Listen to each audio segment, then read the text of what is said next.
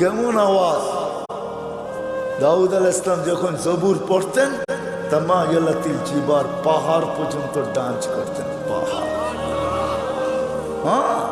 পাহাড় ডান্স করতেন।